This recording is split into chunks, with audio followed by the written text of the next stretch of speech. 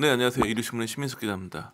우선 지난번 방송에 이어지는 내용, 최근에 새로운 내용이 김호중 씨가 상고를 냈다고 방송했었는데 그 이후로 상고를 포기해서 형이 확정이 됐습니다. 그래서 제가 보기엔 지난 방송처럼 대법원에서 뒤집어지지 않으면 조기 출소도 좀 어려워 보였고, 이대로라면 가설동에 큰 지장이 있는, 왜냐하면 실형을 산 연예인이 되는 거기 때문에 이 어떤 형이 확정됐다라는 부분들, 그래도 팬들은 계속 저희 댓글 보면 많이 응원해 주시던데, 출소 이유를 봐야겠지만 정상적 연예계 활동 많이 어려움이 있을 것 같긴 한데, 그건 좀 지켜보도록 하고.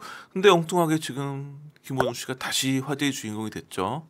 백종원 더본코리아 대표 때문에 김호중이 SBS 예능에 출연을 못했다, 전화 한 통으로 김호중의 예능 섭외를 막았다, 백종원 갑질 논란이 불거졌는데, 제가 보기에는 김호중 팬들 입장에서는 최근에 상고심 포기하고 형이 확정된 것도 굉장히 슬픈 소식인데, 과거에 이렇게 우리 김호중을 백종원이 막았어 라는 부분이 굉장히 화날 만한 이야기이기도 하죠. 그래서 제가 실종 사실관계를 따져봤는데 굉장히 의아한 부분이 많아서 그 내용을 한번 방송 볼까 합니다. 우선 시작점은 MBC PD 출신인 김장 감독이 유튜브 채널 스튜디오 오제나에서 백종원의 갑질 의혹을 제기했는데, 그 내용을 보면 제가 그대로 읽어볼게요. 백종원 대표는 SBS 골목식당에 대한 애착이 컸다. 동신가대 방영한 사랑의 콜센터에 의해 골목식당 시청률에 타격을 입자 백 대표가 거기 나온 김호중을 SBS 예능에 출연시키는 건 말이 안 된다. SBS는 자존심도 없냐?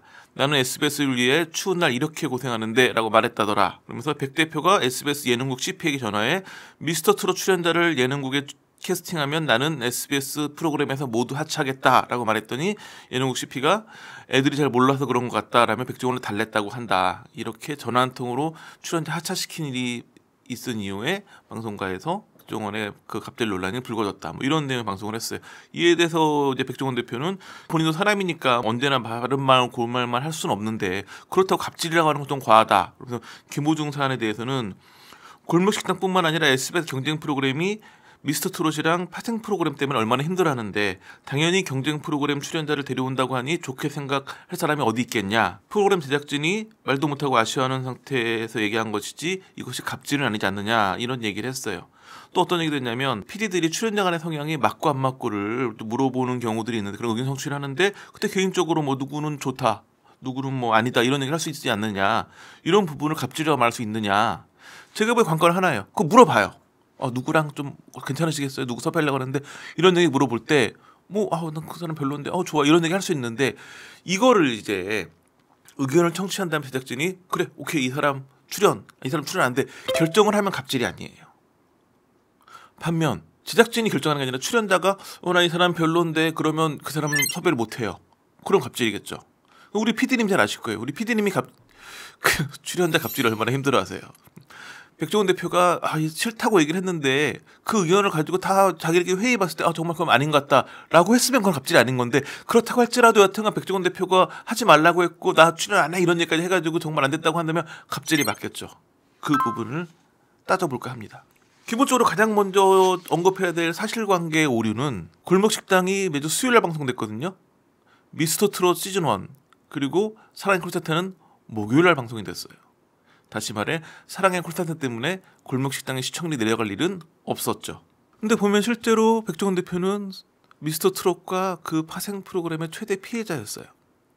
골목식당 같은 경우에 수요일이니까 한 발 피했지만, 목요일날 백종원 대표가 당시 SBS에서 만남의 광장을 했었는데, 만남의 광장은 2020년 1월달에 미스터트롯이 시작하면서 타격을 입었죠. 그게 이제 끝나고 난 다음에 4월달부터 사랑의 콜센터가 시작을 했죠. 그러다 보니까 거듭해서 2번 연달아 맞은 거죠. 그 다음에 꾸준히 맞았죠. 사랑의 콜센터는 시청률이 굉장히 10%는 당연히 넘기는 프로그램이었으니까 만남의 광장 시청률이 좀 떨어질 수밖에 없었겠죠. 그렇다면 골목식당은 괜찮았냐?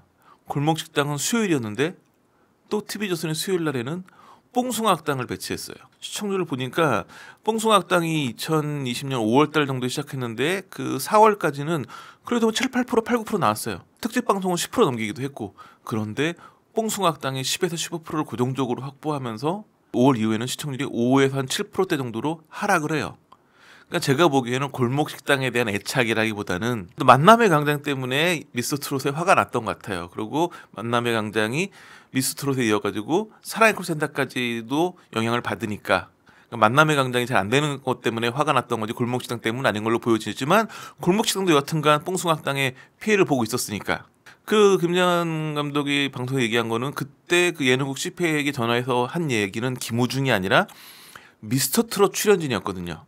그럼 미스터 트롯 출연진은 누가 있을까요? 되게 많아요. 예심부터 따지면 참가자가 100명이에요. 거기에다가 장윤정을 비롯한 심사위원들 있죠. MC도 있어요. MC는 게다가 김성주예요. 그러니까 김호중이 그 당시에 미스터 트롯에 출연을 했고 사랑의 콜센터에 출연하고 있었거든요. 그게 문제가 됐다면 미스터 트롯 MC가 김성주, 사랑의 콜센터 MC도 김성주, 골목식당 출연자도 김성주.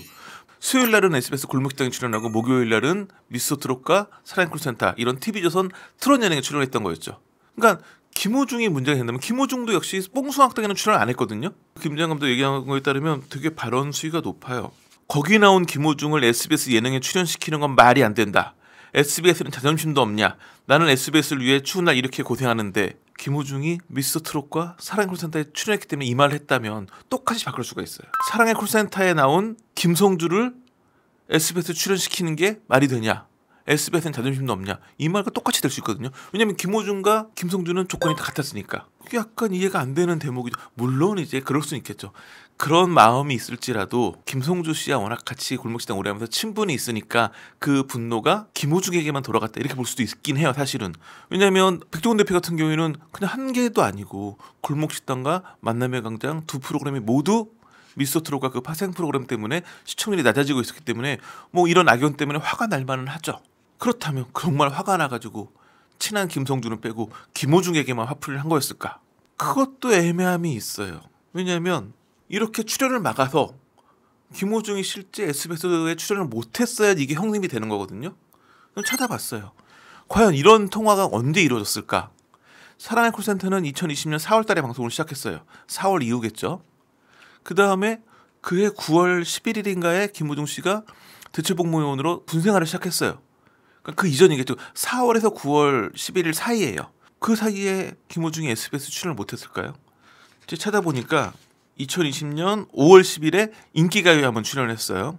그 다음에 미운 우리 새끼는 꽤 많이 나왔는데 6월 7일, 14일, 21일, 7월 26일, 8월 9일 이렇게 출연했어요. 꽤 많이 출연했죠. 그 다음에 박장대소라는 프로그램에 7월 4일, 11일 이렇게 출연했어요. 그러니까 5월달부터 6월, 7월, 8월까지 꾸준히 출연을 했어요. 출연이 마지막이 된 건 8월 9일.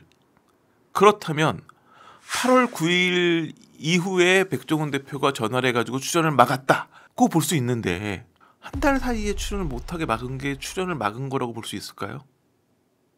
그리고 또 하나. 그걸 떠나서 김호중 씨가 8월 10일 이후에는 방송을 거의 안 했어요. 그 군입대 한 달 정도 남겨놓고는 방송을 또 거의 안 했거든요. JTBC 예능을 하나 9월까지 했는데 그거는 이제 최초로 본인이 고정 게스트로 들어가는 프로그램이었어요. 그러니까 그거를 미리 찍어놓은 거였겠죠 아마. 방송은 9월까지 이렇게 됐겠지만 그러니까 김호중 씨는 8월 이후에는 거의 방송 활동을 안 한 걸로 보여져요. SBS뿐만 아니라 모든 방송 활동을. 그렇기 때문에 백종원 대표가 막아가지고 김호중 씨가 SBS 출연을 못한 근거가 없어요. 이 김장 감독이 공개한 내용 의혹을 제기한 거에 따르면 미스터 트롯 출연진을 섭외하면 본인은 모든 프로그램 하차하겠다였는데 장민호 씨라든지 다른 그 미스터 트롯 탑 7에 있는 사람들도 SBS 예능에 꾸준히 출연했거든요. 그러니까 그런 얘기를 백종원 대표가 화가 나가지고 무슨 얘기를 했는지 모르겠지만 그게 갑질이라면 그게 받아들여져야 될 갑질인데 받아들여진 정황은 전혀 없어요. 다 출연했어요. 그러니까는 백종원 대표 해명대로 본인에게 어떤 출연자와의 관계 같은 걸 물어봤을 때 그래도 우리 경쟁 프로그램인데 안 나왔으면 좋겠다라는 얘기는 했을 수도 있어요. 그것도 백종원 대표가 어느 정도 인정하는 부분이긴 해요. 그리고 오히려 방송국에서는 그런 얘기 많이 하더라고요. 아니 프로그램 출연자가 자기 프로그램을 너무 막 애착이 있어가지고 시청률 높여보겠다고 경쟁 프로그램과 막 이렇게 각을 세워가면서 열심히 하는 거가 그게 좋은 모습이지 그게 갑질이냐라고 반응을 보이는 분들도 많거든요. 왜냐하면 그냥 출연료 받고 출연을 하는데 그냥 설렁설렁하고 애착도 전혀 없고 녹화하려고 대기실 갔더니 그 동일 시간대 다른 방송사 프로그램 얘기 막 하고 있고 이런 경우도 많거든요. 그럴 때도 제작진은 속이 터지는 거죠. 반면 백종원 씨는 굉장히 애착이 높았던 것 같은데 그거를 과연 갑질로 봐야 될 수 있는 부분인가 그런 부분을 지적하는 경우들도 좀 있었어요. 그리고 더 재미나게 제가 들었던 이야기는 방송국에 갔던 PD분은 그런 얘기를 하더라고요. 그때 차라리 김호중이 골목식당에 출연했으면 어땠을까? 김호중 씨 골목식당은 출연이 가능했어요. 왜냐하면 임영웅 씨를 비롯한 나머지 6명은 그 TV조선과의 매니지먼트 위탁 계약을 했었죠. 김호중 씨만 그걸 받아들이지 않아가지고 원소속사랑 활동을 했는데, 그것 때문에 그 당시 그 미스터 트롯을 비롯한 트롯 예능을 제작했던 소위 서희진 군단과 김호중 씨 쪽 소속사가 사이가 안 좋다는 얘기가 되게 많았었거든요. 그렇기 때문에 미스터 트롯 출연진과 그 제작진에 대해서 백종원 대표가 그렇게 기분이 나빴다면, 오히려는 그들과 사이가 안 좋다고 소문났던 김호중을 출연시키면 확실하게 대응하는 게 아니었을까. 소문이 안 좋았다는 건 그냥 소문에 불과할 수 있겠지만 최소한 엄청 화제였을 거예요. 왜냐하면 뽕숭악당과 김호중이 출연하는 골목식당, 이거는 뭐 김호중 대 탑식스 이런 구도가 되면서 굉장히 화제성이 됐을 것이고, 또 하나는 시청률 낮은 문제였다면 김호중의 단단한 팬덤이 엄청 봤을 거란 말이죠. 그러니까 오히려는 정말 화가 났다면 골목식당에 출연시키는 게 가장 확실한 대응책이었을 텐데 라는 얘기를 하는 분도 있더라고요. 사실관계 오류도 좀 있고, 그리고 실질적으로 정말 출연을 막았다고 다 알려져 있는데 막아진 출연이 없었다는 부분, 그러니까 이런 걸 가지고 백종원 대표의 갑질 이야기하기는 좀 어렵지 않나, 이런 생각이 듭니다. 자, 오늘 중명선 여기까지입니다. 감사합니다.